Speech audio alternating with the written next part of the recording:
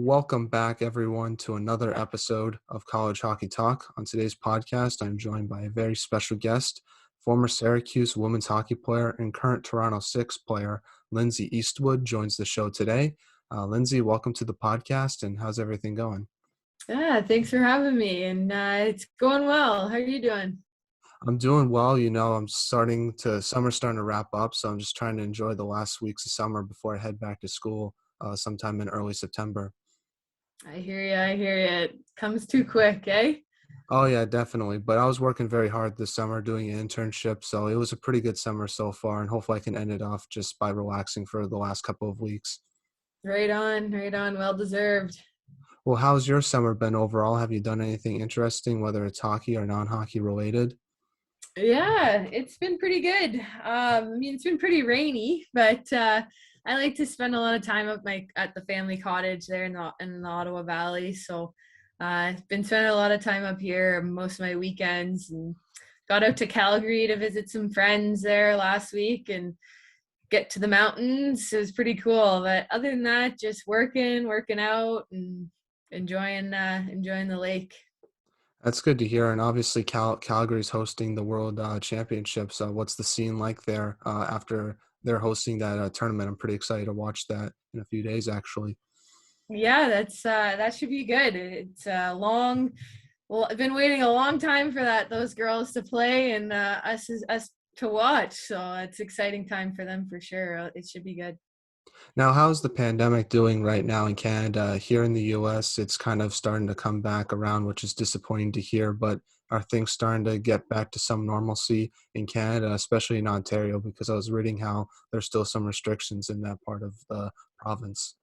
Yeah. So Ontario's been pretty locked down for the whole year, pretty much, and finally at the beginning of July, restrictions started to lighten up a little bit, and we were able to go into patios, and stores were opening up again. So hopefully we can keep it this way, and we don't have to go back into lockdown, because it was a very long time in lockdown, and I'm so ready. Finally, rinks even just opened up last month, so it's been a while. Now, overall, how's your training going, and what are you working on regarding for your game for next season? Yeah, training's going pretty well. Gyms in the rinks are back open, so that's good news, and getting in there lots. But as always, the big thing for me to work on is my speed. So I did some footwork with Sid Rosler. She's a friend of mine, and she's a trainer now, and she used to play for the Connecticut Whale there and at Quinnipiac. So she knows her stuff. So I had her putting me through the paces and trying to help me get some quicker feet. Now, what is that one area of your game you're hoping to improve on the most heading into next season, or is there some other part of your game that you're trying to improve on heading into the upcoming NWHL season? Yeah, that's usually the main focus every summer for me, to be honest. Just always trying to get faster, and working on my foot speed. Now, you were talking about how there was a lot of restrictions in Ontario where you're from. Has that brought any challenges preparing for the upcoming season with gyms being closed and ice time being very limited? So personally, I like to take a long break off of the ice, and usually get on the ice in July and August and start to ramp it up in August. So it's been pretty typical for me ice time wise. So it's not too bad on that front, but I would have liked the gyms to be open a little earlier. I made do with what I have and made the best of it, and really pushed myself on my own. So, but this year shouldn't be too different. I kind of got used to the whole working out on my own thing in the last year, because we've been shut down for a while. So yeah, it should be better than last year, I think, for training wise for myself.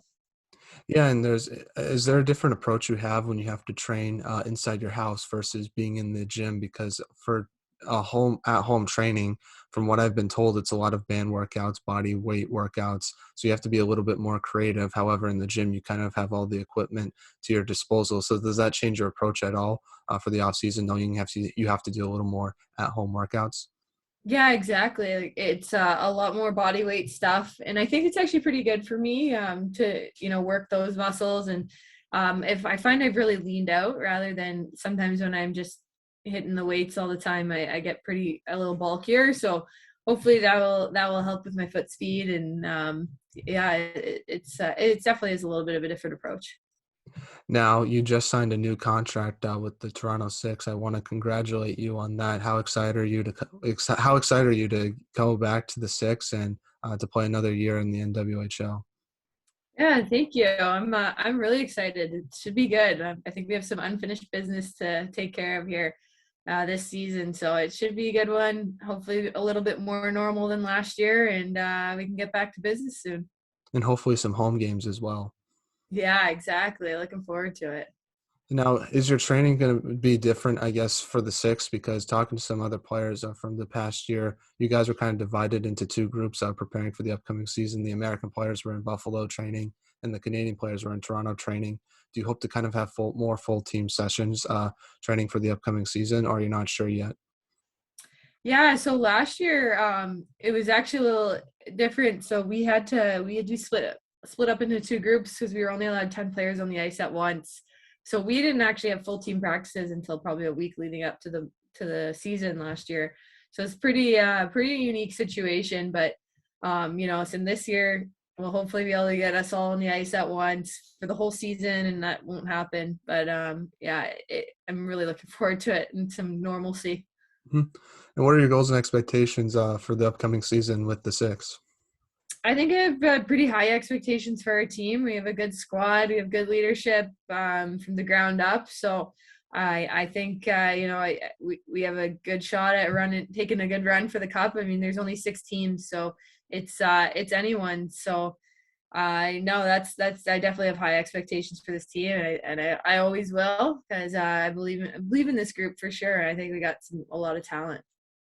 Now, let's start off talking about the beginning of your hockey career and work all the way up to where you are now in the NWHL, and just talk a little bit about your college hockey career as well. So, you're from Canada. Talk about growing up there and how did you start playing hockey? What's your story or hockey background? Yeah, so being from Canada, it's almost like a rite of passage to play hockey. Everyone's involved in hockey in one way or another. So I come from a hockey family. My uncle played in the NHL. My dad played and coached at high levels, and so he built a outdoor rink in the empty lot next door to our house, and I learned how to skate out there. And it only made sense for me to eventually start playing. I actually wanted to be a figure skater at first, but my parents wouldn't let me, and it's probably for the best. Not wouldn't be as graceful. So, yeah, I got into hockey. Started playing on a team at about 6 years old. But I've been skating since I could walk, and never looked back. And here I am. Now, which team did your uncle play for? I did not know that before this interview. And just talk, has he helped you at all for your hockey career since he played in the NHL? Yeah, he played 13 seasons in the NHL for Toronto, a bunch of teams, Toronto and St. Louis. I think were his most notable teams that he played for. So, and for the longest. But yeah, he's definitely been a good help. He's always just a text away if I have any questions. I mean, going like, when it comes to contracts or stuff like that, or he's been through it, even just training. I remember before I'd go to university for training for our fitness testing and training camp, I'd always pick his brain about what that's all about, and what his tips and tricks were. And he's definitely he's a good person to lean on for that stuff. Now, was he your favorite player growing up, or was there another NHL player that you looked up to and tried to model your game after, or was there a female player from the national team that you liked a lot? Yeah, he was. I was pretty young when he was playing, so he retired, I think, when I was like 7 or 8 years old. So it was a while ago, but I definitely looked up to him. But then I'm a Sens fan. I'm originally from Ottawa, so I really liked watching Eric Carlson when he was with the Sens. And now I'm a Braden Point fan. He's pretty fun to watch, and I like Tampa there with Victor Hedman. They're pretty solid players to watch. But also Cassie Campbell, I look up to her in many ways on and off the ice. And Tessa Bonham, same thing. She's defense. So those are definitely some players I kept my eye on when I was growing up. Oh yeah, I'm a huge Bruins fan, and watching the series they had against Tampa last year in the bubble, Braden Point absolutely killed the Bruins. He scored so many goals. It was pretty fun to watch, but it was also hard to watch as well, being in the other end of that. Yeah, yeah, he's really good. And being an Ottawa Senators fan, what one player that comes to mind is Daniel Alfredson. Thought he was a great leader for that team, but he was also a great player as well. Did you watch him at all growing up? Oh yeah, yeah. He was captain of Ottawa. It seems, he's like the whole city. I mean, no, he is a special player, and he was really embraced by this city. So he was cool to follow. It was a sad day when he left us, and then when he eventually retired. Oh yeah, but they did a cool ceremony. I remember for him when he signed that like 1 day contract with Ottawa, and then they had a whole like banner raising ceremony. I thought that was a cool way for him to end his career and where it started. Yeah, it was really cool. Now, before college hockey, you played in the PWHL for the Nepean Wildcats. How did you get the opportunity to go to Nepean and play for the PWHL? Yeah, so I used to play boys, and then I got recruited by the Nepean Wildcats junior team there. Faye McLaughlin was the coach at the time, and she had watched me, and she wanted me to come try out for her team. So went and tried out as a 14-year-old. Usually you don't play on that team until you're about 16. So I was a little younger. Same with one of my teammates, Sam Cogan. Her and I, we both came over from boys and made that team. And then I played 4 years there, and it was we had a good run. I think we still hold the record for most points in a season as a team, and I think I can't remember. I think it's 2014. So that was a pretty solid season. We hang our hat on that one, but it was a good time, and it's a strong league and great league to develop in. Yeah, and elaborate more on your time in the PWHL and what's the best memory you have with Nepean overall. Oh, it's pretty hard to say because we had a lot of fun. That one season where we have the record, the regular season points record. That was probably definitely a highlight, and that was just a fun season. Like we won almost every game. I think we lost one game that season. So things are always good when you're winning, right? So that was definitely cool. Now, in your final 2 seasons in the PWHL, you were named captain of the team. What type of leadership did you want to bring to the team that season, and were you more of a vocal or lead by example type of player? I'd say my leadership style is a little bit in between. I'm not afraid to get vocal, but I don't like having to tell people what to do. I rather than them it come from within. So if I can lead by example and kind of inspire them to do that the right thing, or push themselves harder or whatever it is, then I think then that's definitely the way I like to do things. But sometimes you do have to talk to people, or motivate in the locker room in between periods or whatever it is, which I'm definitely not afraid to do. But yeah, I don't like telling people what to do. I like when it comes from within, and I think people like it better when it comes from within too. So it's probably my style. Now, being a leader on a very successful team at such a young age, how did that leadership title, I guess, help you when you were heading into college hockey with Syracuse? Yeah, and well, eventually at Syracuse, I became assistant captain and then captain for 2 years. So I think I took what I learned as a captain those years, and what my leadership styles and the way we worked as a team that those years, and we had success into the next following years. And but nothing changed. Like I said, like just be nice to everyone, be there for everyone, lead by example, always do the right thing, and encourage others to do the right thing, and then get a little excited when the good things happen and fire the girls up at the right times. Oh yeah, it's always fun to hype the team up, especially when you're the captain as well. So that's probably like the best part I think of being a leader on a team. For sure, for sure. Now, how did your experience in the PWHL help prepare you for college hockey with Syracuse? Yeah, so we being from Ottawa, there's only two teams in the Ottawa area in our league in the PWHL. So we were always going to Toronto, probably. I think it was like every other weekend. That grade 12 year, I missed a lot of school. My mom did the math, and it was like over a month of school, just with tournaments, playing my just league games. I had to miss a lot of Fridays. So it was a lot of school being missed, and I had to get used to being on the road and missing that class time and all that. And then when I went to Syracuse, that we're on the road every second weekend pretty much, right? We're constantly traveling. So you get used to missing class, get used to always having to travel for hockey and doing homework in the car or on the bus or whatever it is, sleeping in hotels. And so I think that definitely helped prepare me. I was ready for that, all the travel.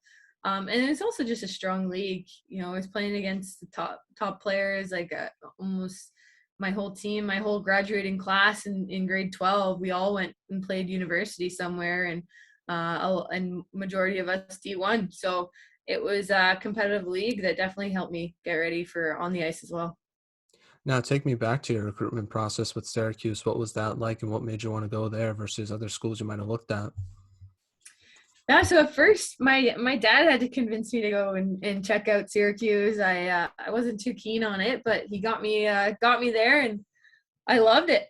I really was looking. I really wanted to go to a school with a big school feel, and I got that feeling from Syracuse. And I'm wanted to go to a school for journalism, for school, for class, and they have one of the top programs, communication programs in the country. So that definitely was probably one of the main drawing factors. And the coaches are great.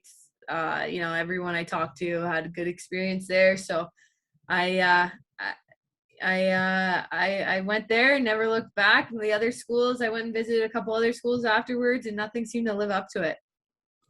What was the biggest adjustment you had to make to college hockey? Was it the speed of the game or the physicality of the game since you're going against older players when you're a freshman? And that's something that most players have to adjust to in their freshman year.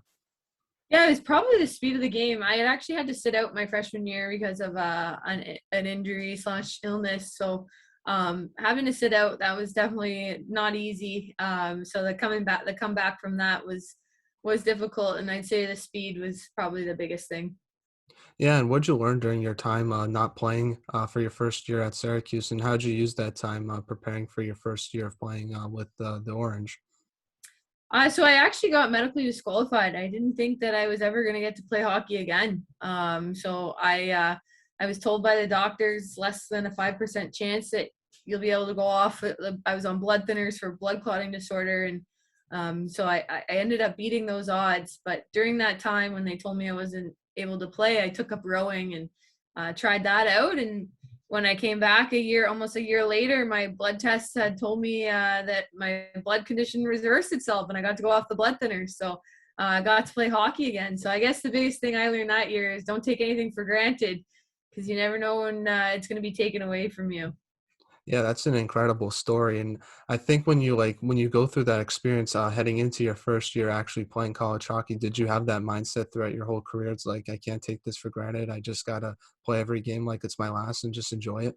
Exactly. That's exactly my mindset. And, like, even from the first practice, we were getting bags skated, and I was smiling, and that's something I don't usually do during a bag skate. So I was just so happy to be out there and wasn't taking any of those moments for granted. Now you played in the CHA conference. What was your experience like playing in that conference? And just talk about the competition you faced every night. Yeah, it was good. It was good. The good thing about that league is, or that conference, and it goes for all the conferences in the league, if you win your conference and you get a bye to the NCAA tournament. So that was definitely a huge thing, a huge drawing factor there. And but we were a top team in the league for all 5 of my years that I was there, and made it to the finals. I think 3 out of the 5 or something like that. So it's we always competed at the top of our game, and so it was good. We had some good rivalries against Mercyhurst and RMU, and every one of those teams. Anyone could win on any night, so it was good. Yeah, and in your first year of playing hockey with Syracuse, you lost to Robert Morris in those CHA playoffs. So what did you take away from that experience that helped you heading into your final 3 years with Syracuse? Yeah, I mean, it hurts, it stings. You don't like losing, that's for sure. I don't like losing, so I always remember that, and remember that feeling of losing, and when you get to that moment, you don't want to have to feel it again. But so yeah, when we finally got a little taste of victory, it was pretty sweet, and I believe it was against RMU, so definitely owed them that. Yeah, and in your third year of playing with Syracuse, your team went on that run and also made the first national tournament appearance in Syracuse women's hockey program history. But you started off that season playing in Montreal. I just want to ask you to talk a little bit about that experience getting to play in Montreal to start off that season, because that must be cool for yourself being Canadian and getting to play in your home country to start off a college hockey season. Yeah, so we were off to a tough start that season. We were playing against I don't think we had won a game yet, and we were after Christmas, and we had the Christmas tournament in Montreal. So we went out there, and we I don't think we lost a game. So it was a good confidence booster for us. It was cool. We got to see the city of Montreal, which is a really cool city, and it's only about 2 hours away from my hometown of Ottawa. So my family got to come, my aunts and uncles, and so it was pretty cool. My friends even made the trip down. I know the girls got a little beaver tails, some poutine, a little Mhm. taste of Canada. So that was sweet. And then also a little confidence booster because the second half of that season after Christmas, after that tournament, things really turned around for us and we went on our run at the CHAs. Yeah, and you played a lot of ranked teams throughout that regular season as well. What did you take away from those games, I guess, heading into the CHA playoffs, playing those ranked opponents? And do you think that helped going in the CHA playoffs, being competitive with all those ranked teams? We arguably every year had one of the hardest schedules. We were always playing top. I think we played almost every top 10 ranked team that year. It was not easy, and it's at the moment in the moment like it sucks because we were getting beat pretty bad sometimes, and sometimes we'd compete really well and like we'd almost beat these like number 2 Cornell. I remember they beat us in the third period one game when we had them all game, like things like that, like we're super close. Same with Colgate, like we had them, and we just lose in the final minutes or whatever in the last period. But it really showed that we can compete with them, and we're right there. We just got to get over that hump. And I think we played Wisconsin earlier in the year, and we got the wheels beat off of us like 10-1. It was just embarrassing. They had a full rink and not a good game. Didn't feel good out there, and then we had to go back for the final 8, and we put on a really good game. I mean, the score, I think it was 4-1, which we got one past Kristen Campbell, and she's now going to be trying out for the Olympic team here, and she's quite the goaltender. So I don't think anyone else scored on them that tournament. So that was something, or at least Clarkson didn't. It's what we put hang our hat on there. But we played a way better game against them, and it didn't feel as tough out there. I felt like we actually skated with them better. Yeah, and at what point during that regular season did you think your team was capable of winning the CHA championship and heading to the national tournament? I think we always felt we were capable. It's just we just had to keep pushing and just trust the process, believe in ourselves, and it'll come. The good thing about the CHA, or it could be the bad thing, depends on how you look at it. Everyone makes the tournament, and anyone can win that tournament, the CHAs. So we just, we left it all behind us. Whatever happened in that regular season, we forgot about, and we started fresh and went on a run, and never looked back, and we played our hearts out and did it for ourselves, which was huge. And what was that your mindset heading into that CHA playoff run? Was like anyone could win this, so why not us? And just talk about what your mindset was like during that playoff run you had. Yeah, it's definitely just forget about what happened in the past. Let's start fresh here. A new season is the playoffs. Playoffs is its own beast. So forget about it and let's do it for us. That was definitely our mindset. Like we know we can, so why not? Let's do it. And you played Robert Morris in that championship game. What did you take away from that game overall, and how good did it feel to beat that team, especially since they beat you in your freshman or first year playing in that same spot? Well, I think they had their whole band there and they took over the rink, so it felt really good.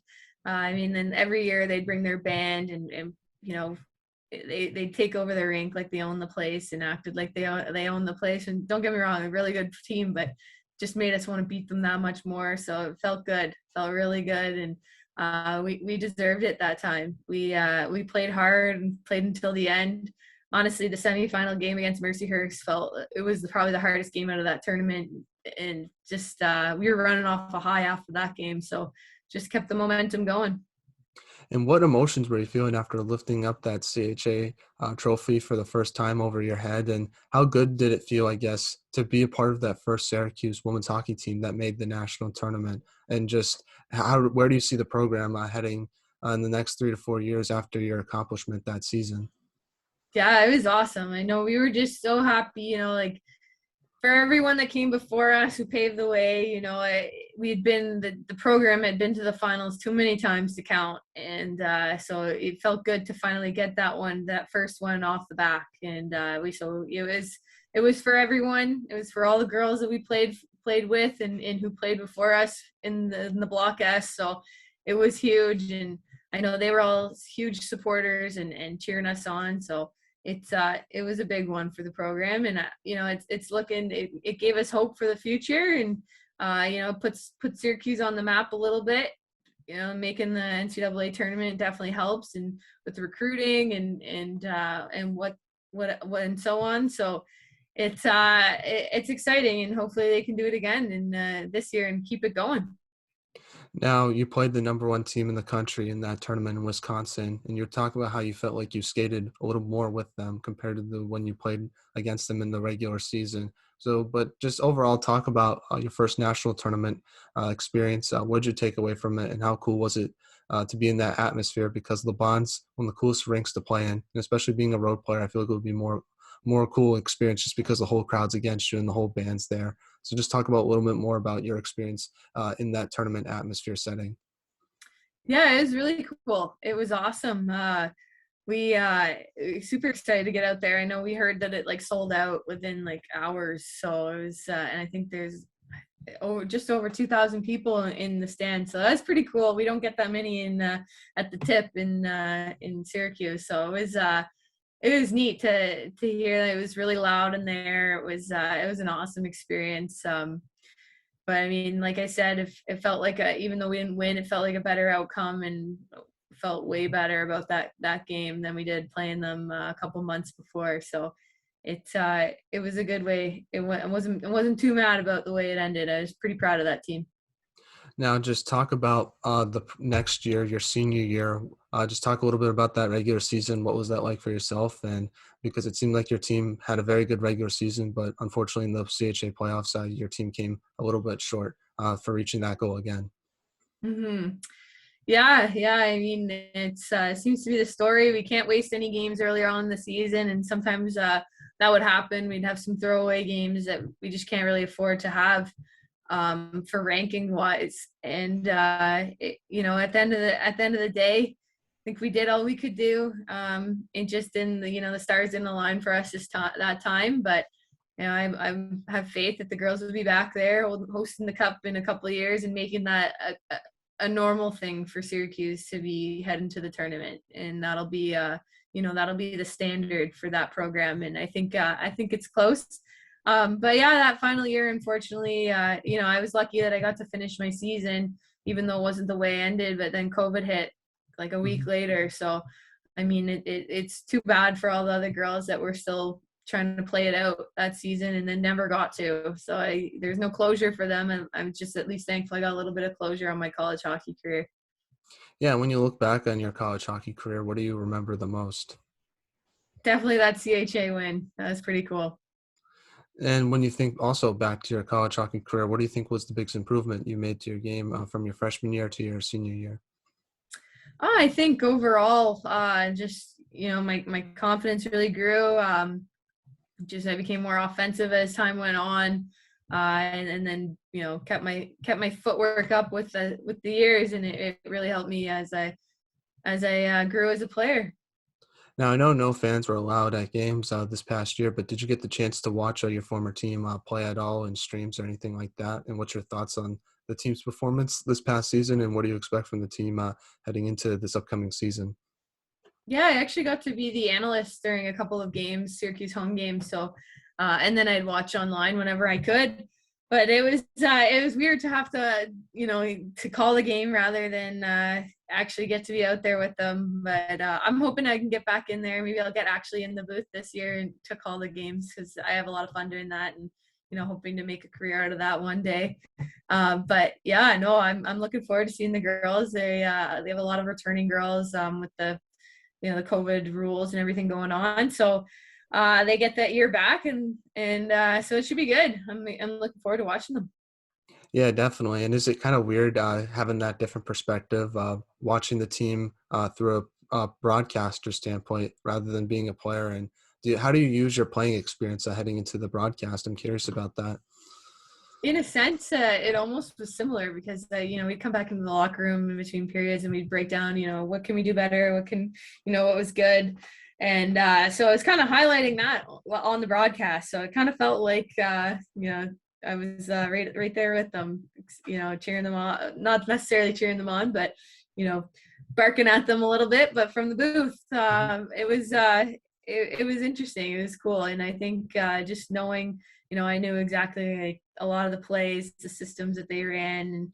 And I know exactly what's going through Victoria Klimik's head when she's skating down, crossing the blue line, that kind of idea. So, or what Allison Smalls is saying when she stops the puck. So it definitely gave me a good perspective as a broadcaster for it. And also being a player in the broadcast booth, talking about the team, do you feel any pressure of like trying to be, I guess, do you feel, I feel like the toughest part about being a broadcaster for a team that you play for and knowing some of the players that you play for is sometimes you got to be critical of their play. How do you go about that? Not trying to like ruffle any feathers with some of your former teammates. Yeah, that definitely is a tough one and a tightrope to balance on. But I gotta do my job, and I think they understand that a lot. As a player at this level, once you get to that level, you know what you're doing wrong and what you're doing right. So I don't think that they're too critical. Like if Allison Smalls were to let in a soft goal, I'd say something like, she's gonna want that one back because I know she would, or her teammate should have had her back. And like if I was out there, I know most times, yeah, I should have had her back. I should have not made that pass, So at that level, you kind of know what you're doing wrong, so they won't hold it against me, I hope. Now we're now in a segment I like to call the non-hockey segment, where I just ask you some non-hockey questions just to get to know you a little bit more off the ice. My first non-hockey question to you is, what music do you like to listen to, whether it's before a game or just on a general basis? I'm a huge Justin Bieber fan, so anything Biebs related, I'm all over it. Before the I'm a game, huge, whenever. yeah, I'm a huge Justin Bieber fan myself as well. Are you more old school Bieber, or has some of his newer stuff is more what you listen to now? I love his new album, but yeah, Mhm. I can't go wrong with the old stuff. I throw that on every once in a while. It's a good car jam. I definitely have to give you that, especially one time. Oh yeah. I usually never sing it when I'm in front of people, but when I'm alone in my car, it's hard not to sing to that song. That's such a good finger snapper, leg tapper. Like it's a great song, so I like listening to that. Exactly. You get it. Now, what's your favorite song from his latest album? Ooh, I mean, Peaches is pretty basic, but that's a good banger. But I like Lifetime. Hmm. It's a little slower, but I like it. Yeah, I like Anyone. That's a bit of a slower song as well, but I like the meaning to the song, and it's also catchy as well, which I think is pretty impressive how you can make a slower song catchy. I'm not a musical guy, but I just think that's pretty cool how he did that for that one song.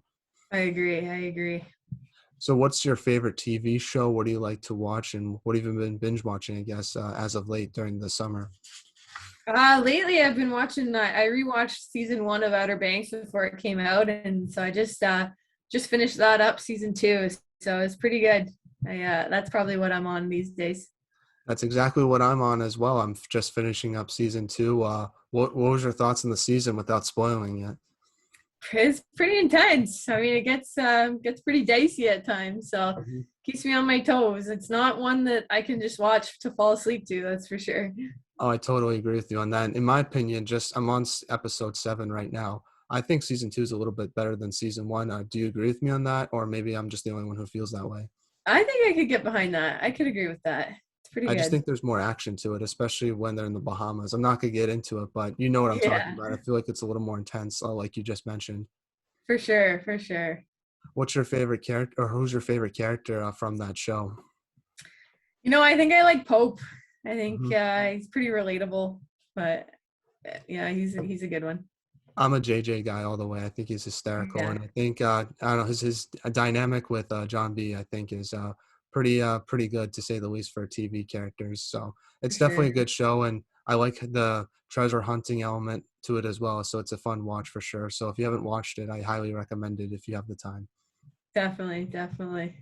Now, if you could have lunch with anyone in the world, who would it be and why? I think I'd have to say Ellen DeGeneres. She's pretty cool. I love watching her show, and so I think she'd be an interesting one. Maybe make me laugh a little bit. So I think she'd be cool. Now, who was the funniest teammate you had when you were with Syracuse? Oh, probably have to be Maddie Welch. She's quite the character, but Brooke Avery's also pretty funny. I have a podcast with her called Tee It Up. So we shoot we gab, we have the gift of gabs on there and have fun with it. That's awesome. Well, I definitely have to give that podcast a listen after this interview. I didn't know that you had a podcast. That's pretty cool. Now, the last non-hockey question is who has the best style on the team when you were with Syracuse? Obviously, you had the best style from throughout your 5 years there, but besides yourself, who had the best style? Who rocked the orange the best, I guess? Ooh, the best style. That's a good question. It's a good one. My Allie Monroe, she had pretty good style and she was a good player. So I mean, if you she's pretty good. Yeah, I'd probably say her. Yeah, I think it's cool because seeing some of your headshots from former rosters, the orange polos I thought were really cool. Who do you think rocked that one the best? Because I should try to get one at some point. I just think it's a really cool look. Yeah, yeah, those are good. Those only came out for headshots, but Mhm. I think I might have to give that one to Brooke Avery. Blended with her hair, she's got the red hair too, so it went well nicely with that. Now back to some hockey questions. Now, my first question to you is, what do you think should be done to help grow women's hockey? And I'm curious to hear your perspective on it, just because you've been involved with the game so long, and you also are an analyst for the game as well.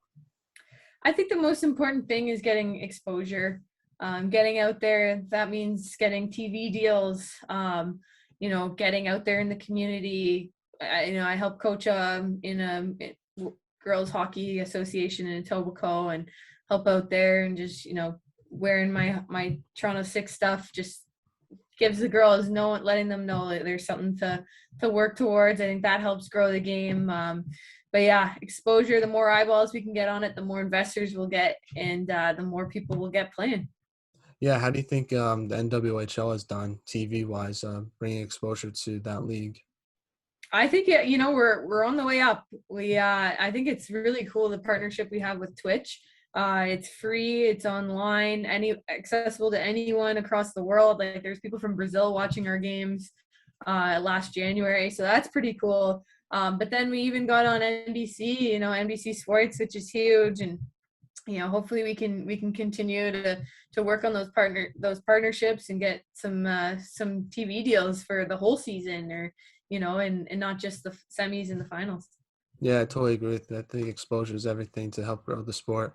And I'm interested to see how it does for the World Championships. I know we were talking a little bit about that in the beginning, but I think it's women's hockey's in a great spot right now regarding the World Championships, just because there's not that many sports that are going on right now in the moment. So I think it's a good time to help bring exposure to the game. And hopefully it does with this tournament coming up, just to bring some eyeballs to some of the best players in the world. For sure, for sure. Now, what advice would you give a younger player who's trying to pursue a Division I college hockey career? If they want to do it, then if they put their mind to it, then they can totally do it. And just remember to have fun along the way. Sometimes the pressures, or the wanting to get a scholarship or a spot on a team so bad, can kind of get in the way of the fun and put too much pressure on you. So just remember why you play in the first place, and have fun with it. Now, do you have any shout outs you'd like to give to any of your teammates, current teammates, former teammates, or any of your family or friends before the interview ends? Yeah, for sure. I gotta shout out all my friends at Syracuse. These are my best friends for life, and we still keep in touch all the time. So those are the best days of my life, best years. So shout out to them for making it the best, and here's to many more memories. Well, I just want to say thank you so much, Lindsay, for taking time of your day and coming on the podcast. It really means a lot to me. I wish you all the best for this upcoming season, and take care and stay safe.